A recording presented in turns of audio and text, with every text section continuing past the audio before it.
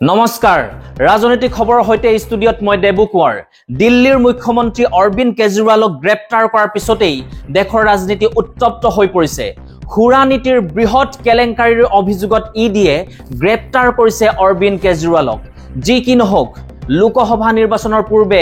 এইয়াৰ ৰাজনৈতিক ক্ষেত্ৰখনৰ বাবে এক ডাঙৰ ভূমিকম্প জুকাৰি গৈছে সমগ্ৰ দেশৰ ৰাজনীতি এই পৰিঘটনা ৰাজনৈতিক মহলত ক্ষমতাৰ অপব্যৱহাৰ বুলি বহুলভাৱে চৰ্চিত হৈছে আৰু ৰাজনৈতিক ক্ৰিয়া প্ৰতিক্ৰিয়া দেখিবলৈ পোৱা গৈছে অসমত আম আদমি পাৰ্টিয়ে ব্যাপক প্ৰতিবাদ কৰা পৰিলক্ষিত হৈছে ডিব্ৰুগড় জিলা বিজেপি কাৰ্যালয়ৰ সন্মুখত আপে উত্তপ্ত পৰিস্থিতি সৃষ্টি কৰাৰ পিছতেই ডিব্ৰুগড় লোকসভা সমষ্টিৰ প্ৰাৰ্থী মনোজ ধানোৱাৰ আৰু আপৰ ৰাজ্যিক সভাপতি ভৱেশ চৌধুৰীক আটক কৰিছে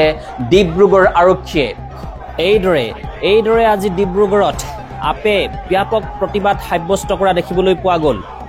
দিল্লীৰ মুখ্যমন্ত্ৰী অৰবিন্দ কেজৰিৱালক ইডিয়ে গ্ৰেপ্তাৰ কৰাৰ পাছতেই আজি ডিব্ৰুগড় জিলাৰ বিজেপি মুখ্য কাৰ্যালয়ত প্ৰতিবাদ সাব্যস্ত কৰিলে আম আদমি পাৰ্টিয়ে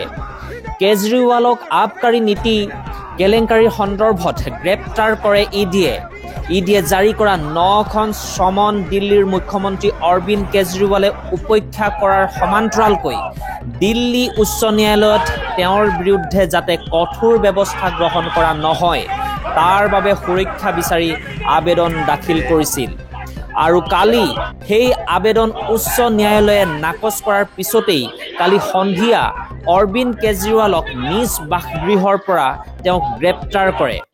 গ্ৰেপ্তাৰ কৰাৰ পিছতেই সমগ্ৰ দেশত প্ৰতিবাদ সাব্যস্ত হোৱাৰ লগতে ডিব্ৰুগড় আমোলাপট্টি স্থিত বিজেপিৰ জিলা মুখ্য কাৰ্যালয়ত প্ৰতিবাদ সাব্যস্ত কৰে আপৰ শতাধিক নেতাকৰ্মীয়ে আজি বিজেপিৰ যি চিন্তাধাৰা তেওঁলোকে দেশ চলাব লৈছে এইটো অকল বিৰোধীসকলে বুজি পাইছে এনে নহয় ভাৰতবৰ্ষৰ ৰাইজেও বুজি উঠিছে ভাৰতবৰ্ষৰ ৰাইজে এনে ফেচিষ্ট চৰকাৰক এইবাৰ নিৰ্বাচনত বিদায় দিব এইটো ধৰক আৰু সেই ভয় খাই তেওঁলোকে তেওঁৰ প্ৰধান প্ৰতিদ্বন্দ্বী অৰবিন্দ কেজৰিৱালক তেওঁ জেলত ৰাখিব খুজিছে তাৰ প্ৰত্যুত্তৰ ৰাইজে ভালকৈ দিব